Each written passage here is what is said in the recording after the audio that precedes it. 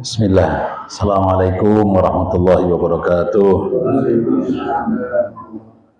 Innal hamdalillah nahmaduhu wa nasta'inuhu wa nastaghfiruh wa na'udzu billahi min shururi anfusina wa min sayyiati a'malina.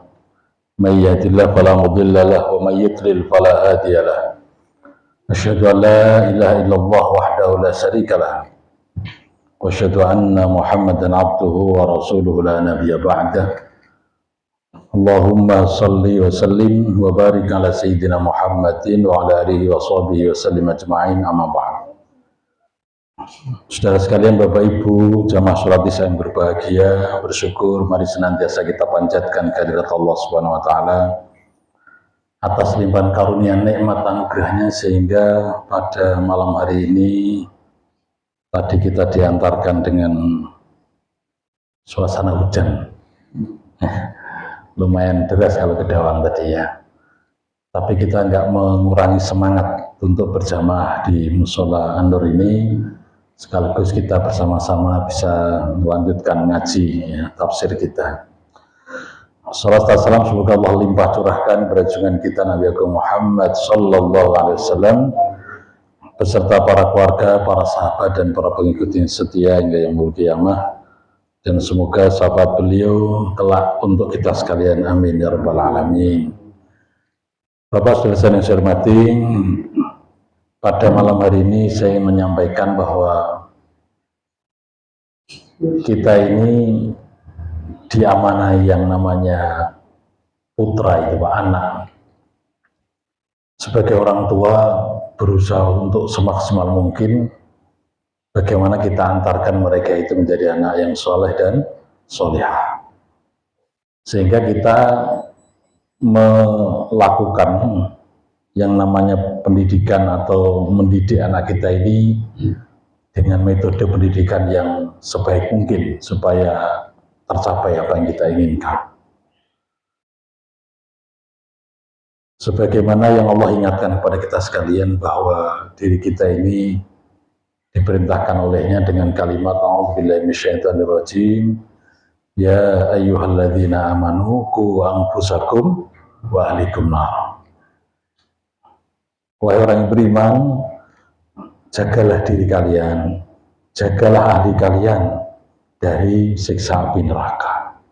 At-Tahrim ayat 6. Jadi ayat ini memberikan perintah ya kepada kita sekalian, khususnya bapak-bapak ini, ya umumnya ya orang tua, bapak dan ibu, yaitu suruh menjaga diri keluarganya, putra-putranya ya dari siksa api neraka. Nah, begitu berat Bapak saudara yang saya hormati, kita mengantarkan bagaimana keluarga kita itu supaya tidak terjerumus di jurang api neraka. Tapi dalam surat yang lain, yaitu At-Taghabun ayat 4,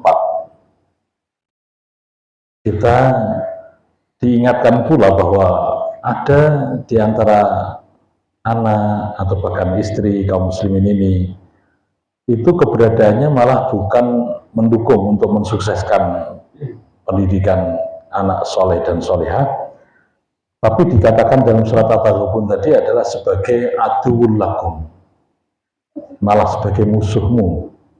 Musuh di sini artinya adalah tidak musuh sebagaimana dalam sebuah peperangan pertempuran ya dalam rumah tangga, tapi yang diartikan musuh di sini artinya adalah menjadikan penghambat atau bahkan dikatakan sebagai ujian kehidupan dalam sebuah rumah tangga. Allah berfirman ya, surat At-Taghabun, saya bacakan, a'udzubillahi minasyaitonirrajim, ya ayyuhalladzina amanu inna min azwajikum wa auladikum aduwwan lakum fahdharuhum. Wahai orang yang beriman, sesungguhnya di antara istri kalian itu adalah wa auladikum, dan anak-anak kalian itu adalah aduwan, sebagai musuh, lakum, untuk kalian, fahdharuhum. Oleh karena itu hati-hatilah dalam mempergauli dan mengantarkan, mendidik kepada mereka. Kata-kata azwajikum memang dalam terjemahan teks terjemahan Kemenak gitu ya, itu diartikan istri-istrimu. Tapi kita memaknai adalah makna yang mafhum mukhalafah, artinya apabila ini dikaitkan dengan seorang istri, maka berarti ya para suami itu. Jadi maka bisa kita maknai azwaj di situ adalah pasangan hidup. Jadi inna min azwajikum, maka sesungguhnya di antara pasangan hidupmu. Ya, tapi kalau dalam teks terjemahan Quran itu biasanya diartikan istri-istrimu. Ya, tapi kalau kita maknai lebih luas di situ adalah pasangan hidup. Ya, pasangan hidup itu ya antara suami dan istri. Wa auladikum, dan anak keturunanmu itu aduwalakum, yaitu menjadi musuh bagi kalian. Oleh karena itu fakhdaruhum, hati-hatilah mereka. Nah, jadi wa intakfu, apabila engkau ini memaafkan mereka, wa tasfahu, dan sabar berlapang dada terhadap mereka, wa taghfiru, dan engkau ini memintakan ampun kepada Allah Ta'ala tentang apa yang dilakukan oleh mereka, pergaulan, perbuatan, atau sikapnya, maka fa innallaha ghafurur rahim, sesungguhnya Allah adalah maha ghafur, maha pengampun lagi maha penyayang. Berdasarkan ayat inilah Bapak Saudara yang saya hormati, dan ini surat At-Taghabun itu sudah pernah kita bahas dari ayat 1 sampai selesai. Tapi ini sebagai pengantar saja bahwa ternyata kita ini memang harus hati-hati, yaitu mendidik, mengantarkan pasangan hidup kita dan anak keturunan kita bagaimana mereka terhindar dari siksa api neraka. Sehingga pada malam hari ini memang sengaja saya ingin menyampaikan dua kisah. Makanya ayatnya ada dua, dari suratnya kan ada dua ya. Yang pertama surat As-Saffat, dan yang berikutnya adalah surat Hud yang sudah di-share oleh Pak Dwi ya. Yang pertama ternyata kita ada contoh, yaitu putranya Nabi, dan Nabi ini sukses dalam mengantarkan anaknya sehingga kemudian menjadi teladan sepanjang masa, sepanjang hayat, sepanjang dunia ini ada, artinya sampai hari kiamat, karena tertulis di dalam Al-Quran, yaitu surat As-Saffat. Nah, di situ kita bisa mempelajari, mengkaji bagaimana keluarga ini kok sampai diabadikan dalam Al-Quran, sehingga kita bisa menjadikan teladan bagi mereka. Nah, utamanya adalah sekarang ini adalah jelang Idul Adha, biasanya kisah keluarga ini selalu disampaikan oleh para khatib ya, dalam rangka untuk memberikan pembelajaran tentang peristiwa Idul Adha atau Idul Korban itu. Keluarga ini berarti keluarga siapa? Nabi Ibrahim alaihissalam ya, dengan putranya yang soleh yang namanya Nabi Ismail. Nah, sehingga pada malam hari ini saya ingin menyampaikan kisah Nabi Ibrahim, Nabi Ismail, tapi sekilas saja, karena nanti akan diperdalam lagi ketika di dalam khutbah Idul Korban. Biasanya nanti khatib menyampaikan di sini. Sholat idnya kita di mana Pak? Musola itu di As-Saffat ya? Atau berkumpul di lapangan? Enggak ya. Baik, jadi kita akan mengkaji tentang kisah mereka, tapi sekilas. Nanti akan diperdalam oleh khatib biasanya, makna di dalamnya. Kemudian kisah yang kedua, diasuh oleh keluarga, oleh Nabi juga. Artinya ajaran nubuah ada di sana, ajaran kenabian ada di sana, tapi putranya itu tidak manut sama apa yang diajarkan oleh bapaknya. Siapa namanya Pak kira-kira Pak? Bindo ya. Putranya namanya siapa? Kan'an Pak. Namanya Kan'an.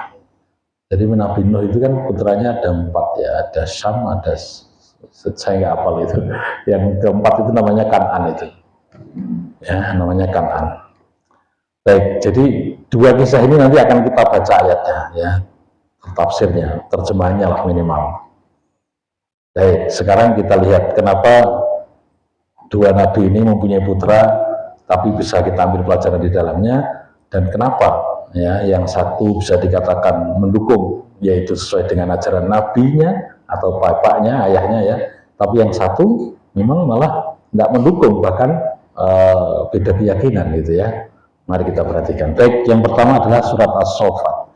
yaitu menyampaikan tentang kisahnya Nabi Ibrahim, yang mana saat itu beliau berdoa kepada Allah, yaitu dengan kalimat doa yang sangat masyhur yang kita sudah kenal, yang sudah kita hafal gitu ya. Bunyinya bagaimana? Bismillahirrahmanirrahim.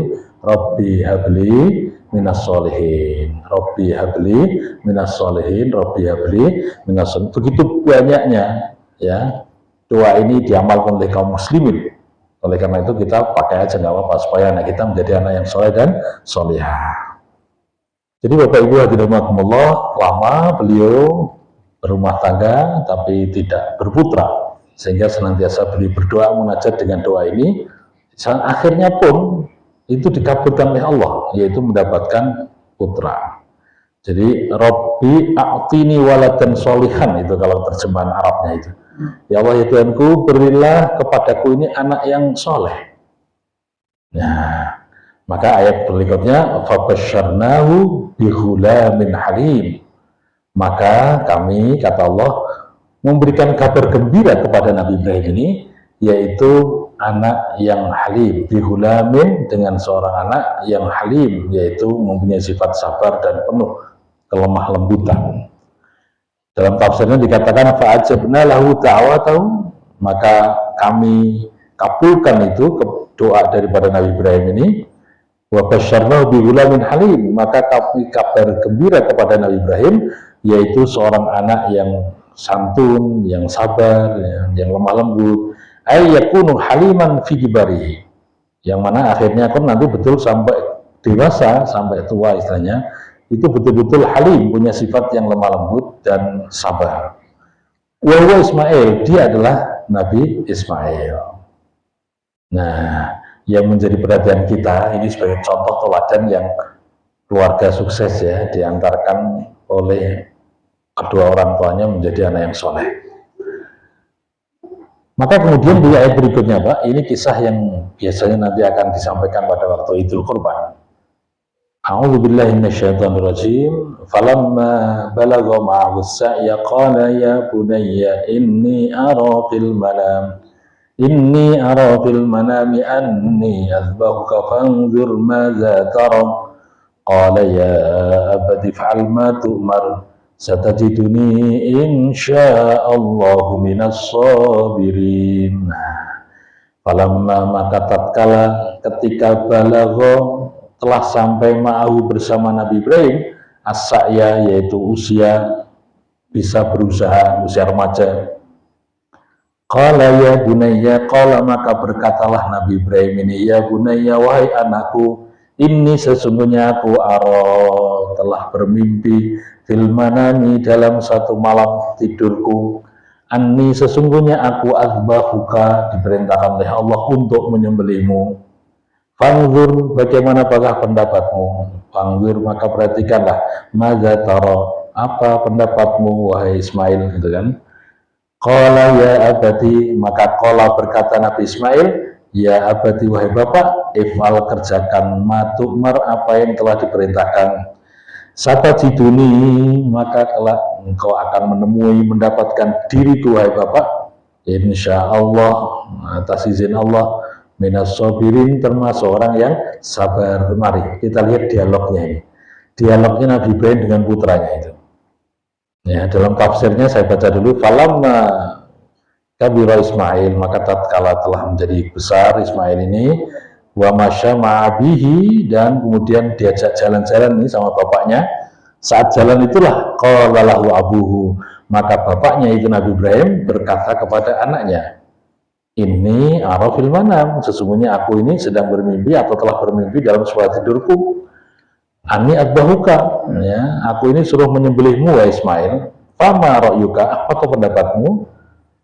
Nah, padahal kita tahu bahwa ru'yal anbiya hakun, mimpinya Nabi itu adalah hak, benar.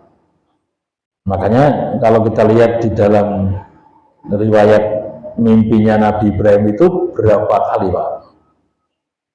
3 kali Pak ya. Di malam yang ke-8 disebut dengan, kalau kita kemudian menjalankan ibadah puasa namanya puasa apa?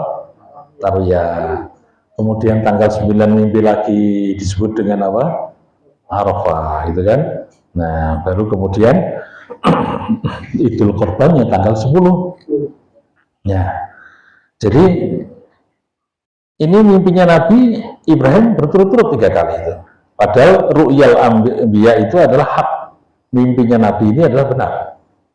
Faqala Ismail murdiyan rabbah.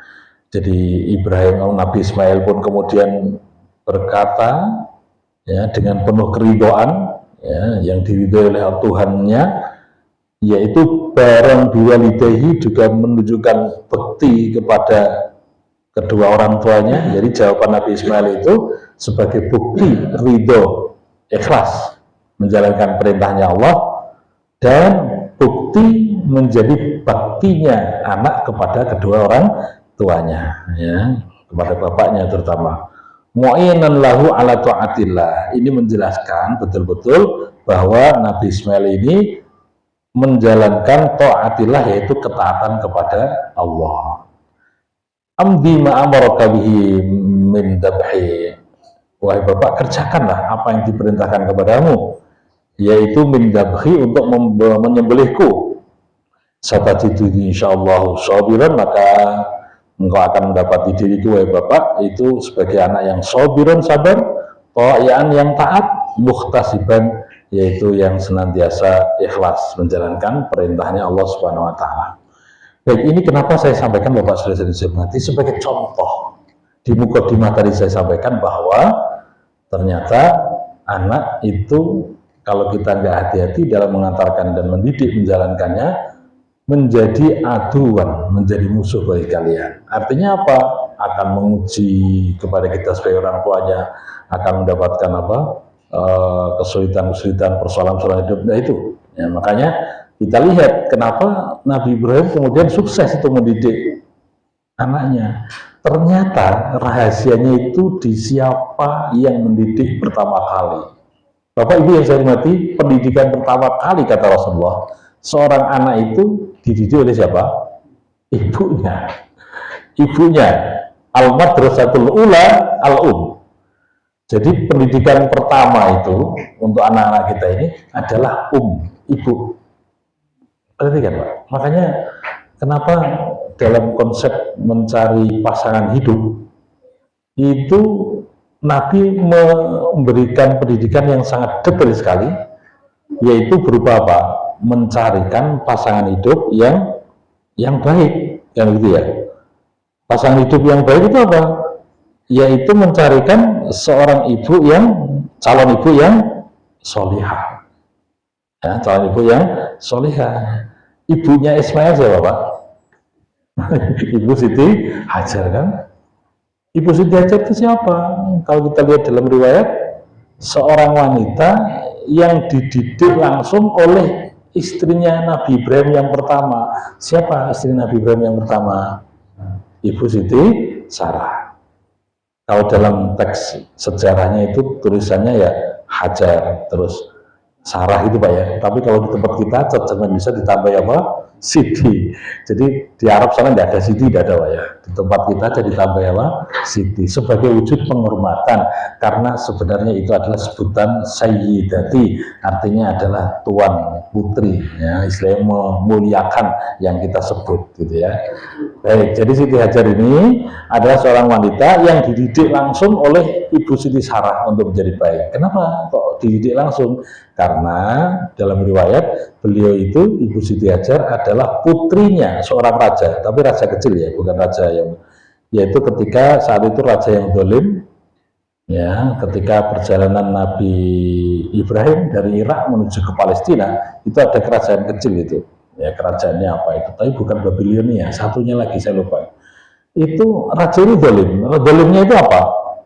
Kalau ada wanita cantik gitu kan, itu mesti disenangi gitu loh. Padahal dalam sejarah kita lihat Ibu Siti Sarah, bahkan mungkin semua kita lihat dalam catatan sejarah, semua istrinya para nabi dan rasul itu apa? Cantik. Makanya wajar nih, Pak Yai istri cantik ya wajar. Ini jadi kebablasan seperti yang baru berita viral itu ya, kebangetan itu namanya ya. Ya, jadi artinya apa? Istrinya para nabi dan rasul itu cantik Pak. Termasuk Ibu Siti Sarah. Itu adalah wanita tercantik pada masanya. istrinya Rasulullah sendiri juga cantik loh Pak ya. Terutama adalah Ibunda Siti apa? Aisyah radhiyallahu anha. Ibu Siti Aisyah itu istrinya Rasulullah yang paling cantik. Artinya beliau katakan dalam riwayat itu, kalau ingin melihat bidadari surga, yaitu dialah seperti Ummu Ruman. Ummu Ruman itu istrinya Abu Bakar, Pak.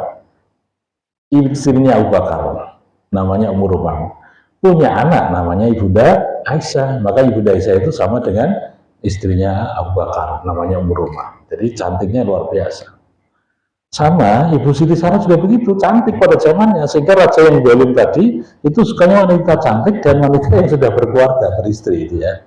Nah, maka saat itu kemudian ketika disenangi itulah berupaya sebagaimana ya namanya raja yang zalim memisahkan antara Nabi Ibrahim dengan Ibu Siti Sarah. Ya, ketika itu apa namanya? Nabi Ibrahim saat ditanya itu supaya tidak disenangi oleh raja ya, dalam riwayat itu dikatakan Ibu Siti Sarah itu bukan istrinya tapi apa namanya adiknya gitu ya. Ya itulah di riwayat kenapa kalau kita lihat dalam riwayat yang lain dikatakan kenapa ketika nanti memberikan syafaat di hari kiamat itu Nabi Ibrahim tidak mampu, tidak bisa karena ada satu kesalahan, tapi kesalahan dalam kebaikan sebenarnya.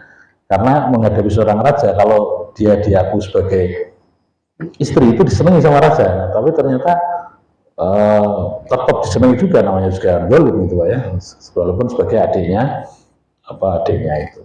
Baik, nah akhirnya pun raja zalim itu bisa memisahkan antara Nabi Ibrahim dengan Ibu Siti Sarah. Nah, di saat itulah maka sang raja ini ketika berbuat ingin tak senonoh kepada siapa? Ibu Siti Sarah, Allah lindungi Pak. Ketika mendekat maka sang raja pun dalam keadaan tidak mampu ya, dalam keadaan lemah gitu ya. Sampai beberapa kali, kalau saya baca itu sampai 3 kali itu Pak. Ya, tapi yang pertama tetap minta doa kepada Ibu Sarah. Wahai Sarah, doakanlah kepada Tuhanmu. Kenapa saya seperti ini? Tidak punya kekuatan kemampuan gitu ya.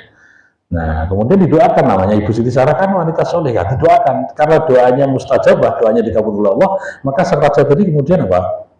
Sehat Pak, tapi setelah sehat kumat lagi.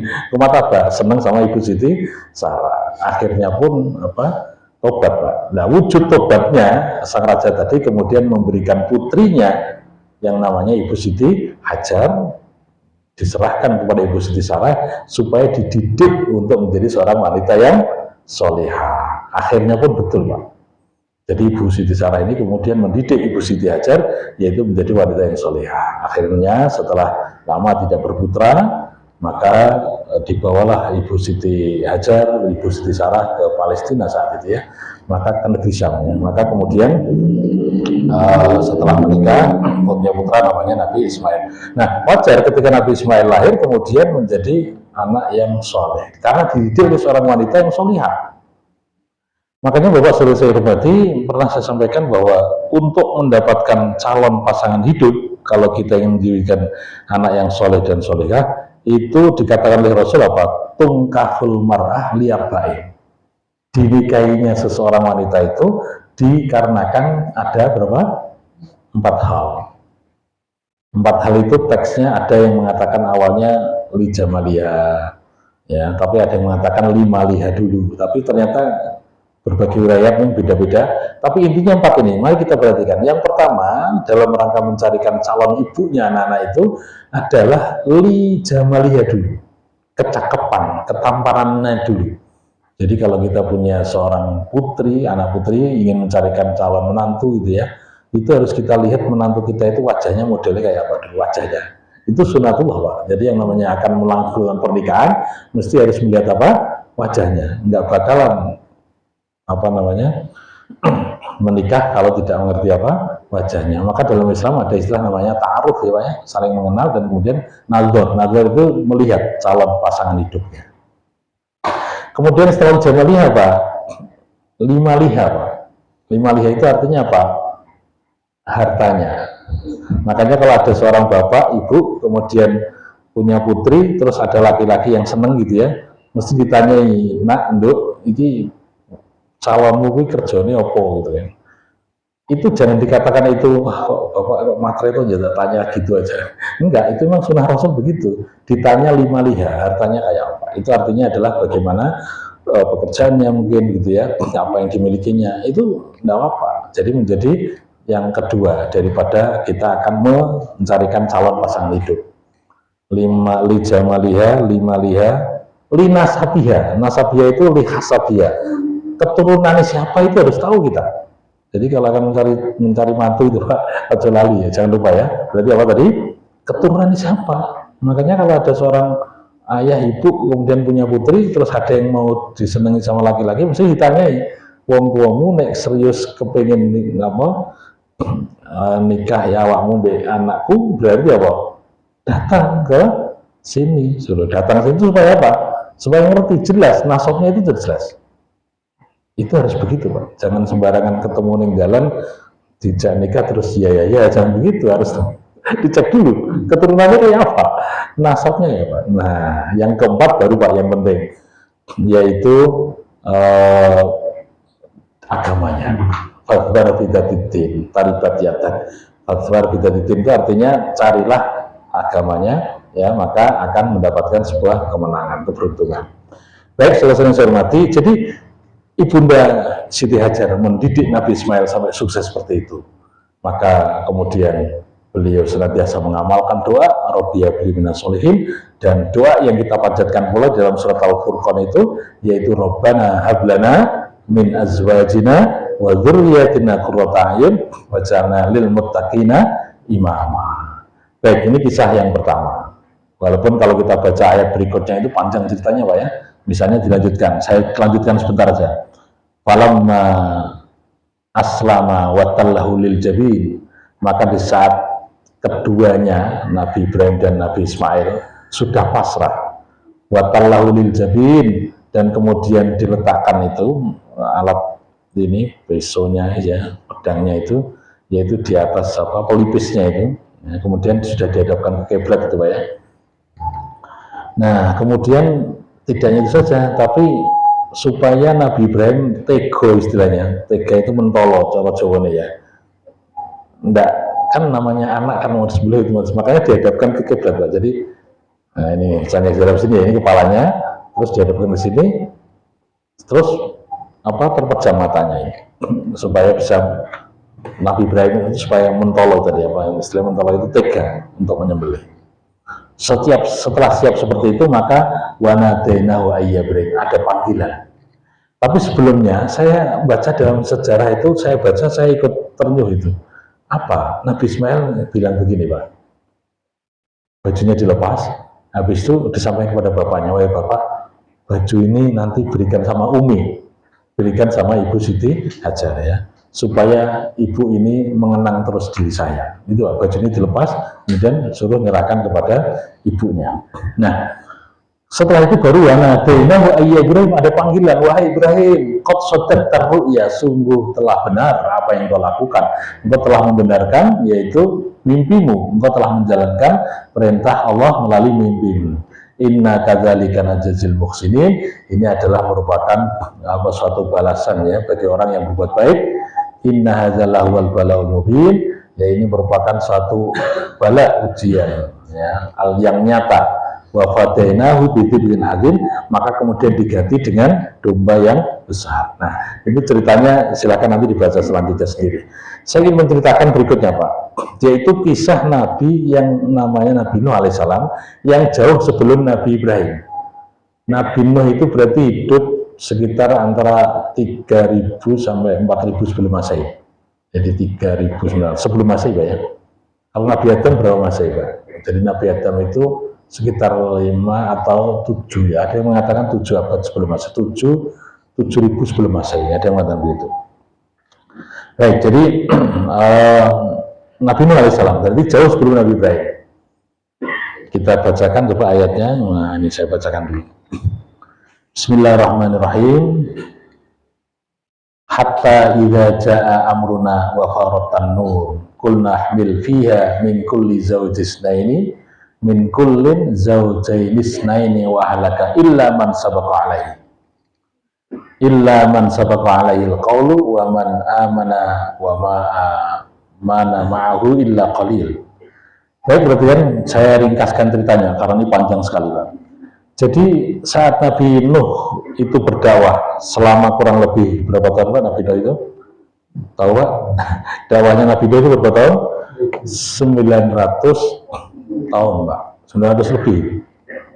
Ya, umurnya 950. Jadi dakwahnya 900. Jadi umur 50 tahun beliau diangkat menjadi seorang nabi dan rasul. Artinya selama dakwah, yaitu selama 900 tahun, itu tidak banyak yang menjadi pengikut ya, karena memang pada saat itu manusia kan belum banyak juga ya, jadi artinya masih sedikit toh.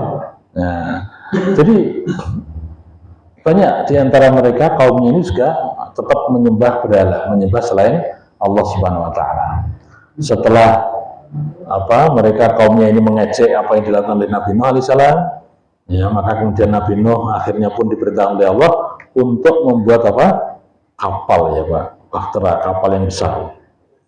Ya, karena mereka ini menantang juga tentang azab Allah ini, sehingga Allah pun memberikan azab kepada mereka berupa banjir bandang tadi. Baik, mari kita lihat ayatnya ya. Coba kita manai tafsirnya dulu.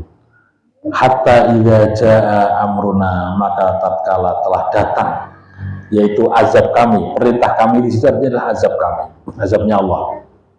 Wa faratan nur, dan telah memancarkan, yaitu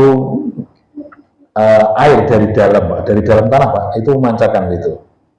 Ya, at-tanur itu adalah tempat untuk, kalau sekarang namanya kuali ya, di dapur, tempat dapur itu. Mulai dari dapurnya mereka itu kemudian bermuncullah sumber air dari bawah.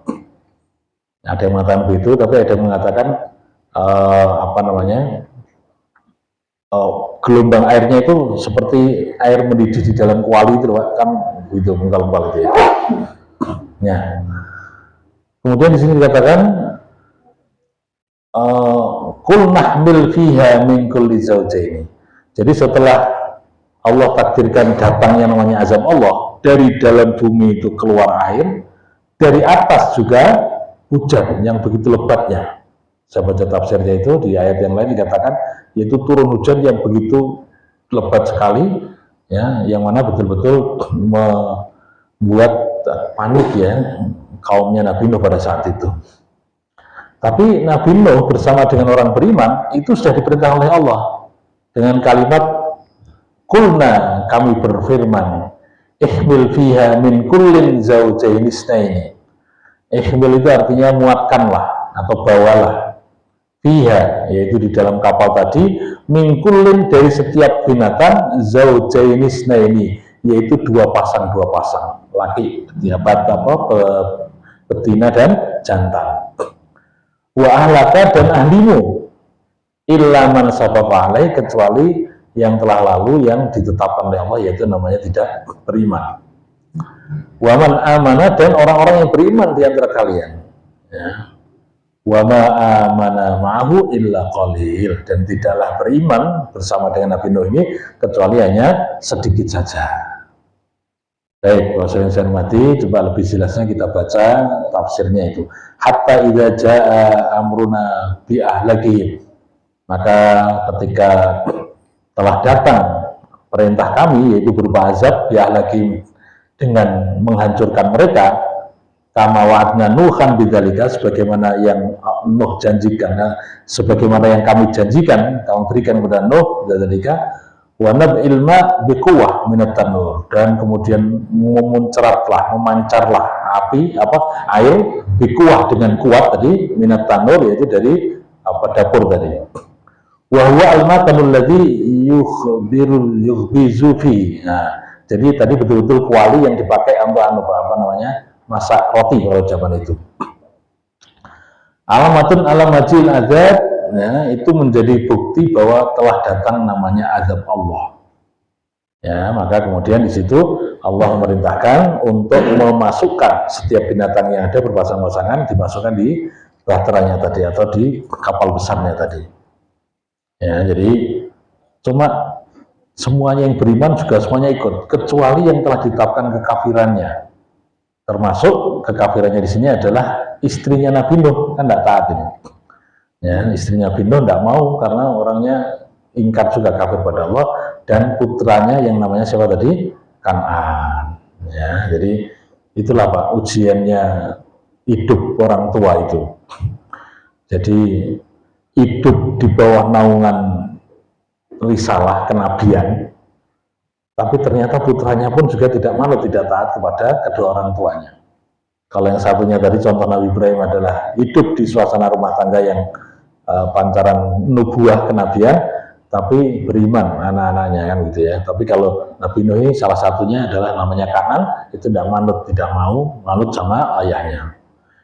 Nah, kemudian dikatakan ini Pak, dialognya begini Pak. Mari saya bacakan Pak dialognya.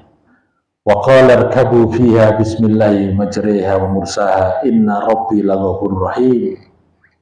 Jadi waqala, dan Nabi Nuh itu berkata kepada mereka, Pak, irkabu, naiklah kamu semuanya ke kapal itu, fiha, di dalam kapal, yaitu dengan mengucap bismillahi majriha wa mursaha. Tulisannya majruha, tapi bacanya apa?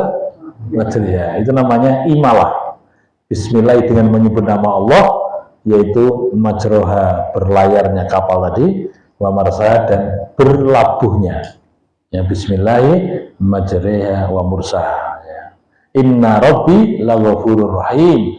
Sesungguhnya Tuhanku adalah Ghafur, Maha Pengampun, Rahim lagi Maha Penyayang. Jadi semua sudah dimasukkan di kapal besar yang besar tadi. Ya, berpasang-pasangan kan binatangnya ada. Kemudian orang beriman juga semuanya masuk. Nah, tapi putranya enggak.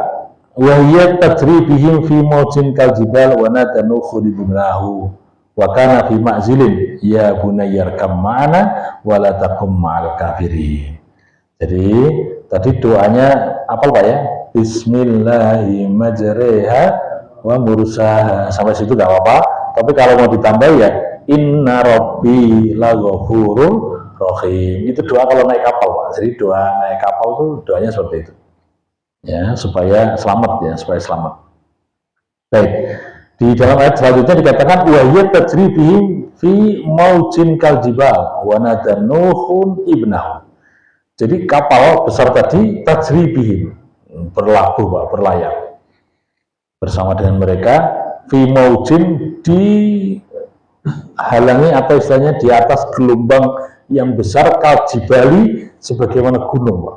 Jadi memang ombaknya itu bagaikan gunung, saking besarnya itu. Wa nadanuhun, dan saat itu Nabi Nuh itu memanggil ibnahu, kepada anaknya, manggil anaknya. Wahai Kan'an, itu namanya kan Kan'an tadi ya. Wa kana fi ma'zilin, Kan'an ini di tempat yang jauh ya. Jauh. Dan di sini dikatakan kalau di terjemahan Indonesianya itu di tempat yang terpencil itu. Ya, dipanggil sama ayahnya. Ya bunai, ya wahai anakku, irkam ma'ana, irkab ma'ana. Tulisannya irkab ma'ana, ya, tapi bacanya apa tadi? Irkam ma'ana. Baknya hilang, masuk ke mim. Itu namanya idgham mutaqarribah. Jadi irkam ma'ana, wahai anakku, ayo nih naik kapal, bersama kami naik kapal. Ya.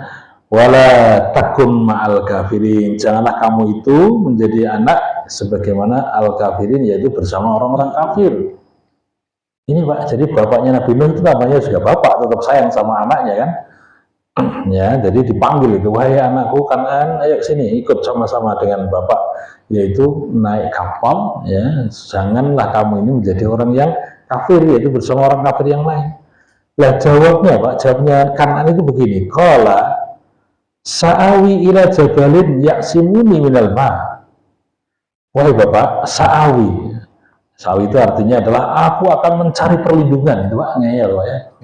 Aku akan mencari perlindungan, yaitu ila jabalin, ke gunung, yaksimuni, yang nanti akan melindungiku, yang akan menjagaku, minal ma, dari apa? Air tadi Pak. Jadi air tadi tetap nggak mau ya. Nabi Kan'an itu nggak mau itu. Nabi Nuh berkata lagi begini Pak. Qala la asimal yaum, hei anakku Kan'an, nggak ada yang namanya perlindungan itu. Ya pada hari ini, min amrilai dari perintah Allah, dari azab Allah ini nggak ada perlindungan. Ya semuanya akan apa dikena azabnya Allah Taala. Illa man rahimah Rabbi, kecuali orang yang dikasihani oleh Allah Subhanahu Wa Taala. Nah, Kan'an sudah diingatkan oleh bapaknya Nabi Nuh ini seperti itu, Pak. Hari ini tuh nggak ada yang namanya perlindungan, karena sudah ditetapkan oleh Allah bahwa ini adalah azabnya Allah yang turun ya kepada orang-orang yang ingkar, orang yang kafir. Wahala bainahumal mauju fakana minal mughraqin. Ternyata kemudian Allah takdirkan yaitu wahala dan memisahkan itu. Itu artinya Nabi Nuh dan Kan'an itu dipisahkan oleh bainahuma di antara keduanya dengan al-mauju, yaitu adanya gelombang. Jadi ketika kapal besarnya tadi mendekat ke Kan'an, ternyata dihempaskan oleh Allah Ta'ala, dijauhkan lagi, ya, sehingga seolah ada pemisah, ada penghalang. Nabi Nuh nggak bisa mendekat dengan kapalnya tadi kepada Kan'an. Ya Kan'an pun juga begitu, nggak mau, ya. Nah, fakana minal mughraqin, akhirnya pun Kan'an ini adalah termasuk salah satu orang yang ditenggelamkan oleh Allah Subhanahu Wa Taala. Setelah peristiwa itu, Bapak Saudara yang saya hormati, maka Allah berfirman kepada bumi dengan kalimat waqila, dan dikatakan, ya ardu bla'i ma'aki, wahai bumi, ibla'i ma'aki, telanlah airmu. Nah, namanya juga Allah Ta'ala yang merintahkan, wahai bumi, telanlah airmu. Wahai sama, wahai langit, aqli'i, berhentilah, wahidal ma, dan surutkanlah airnya. Wa qudiyal amru, maka telah selesailah azab atau perintah Allah Ta'ala ini. Wastawat alal judi, yaitu kapal tadi Pak, itu berlabuh atau berhenti di atas bukit, namanya bukit apa tadi? Bukit Judi, Pak. Ya, Bukit Judi namanya itu. Judi jadi ya. Sehingga kemarin ada tuh Pak di mana itu ada informasi ditemukan apa? Bangkai kapalnya siapa? Nabi Nuh di Bukit Judi tadi. Wakila bu'dal lil qaumidz zalimin, dan dikatakan ya binasalah ya bagi kaum orang-orang yang zalim. Saat itu Nabi Nuh masih berdoa lagi kepada Allah Ta'ala. Wa nada Nuhun rabbahu faqala rabbi inna ibni min ahli. Wahai Allah ya Tuhan kami, inna ibni min ahli, sesungguhnya Kan'an itu adalah termasuk ahliku, anakku. Wa inna wa'dakal haq, dan janjimu adalah benar. Wa anta ahkamul hakimin, engkau adalah sebaik-baik daripada hakim. Nah, maka Nabi Nuh pun pasrah, Pak.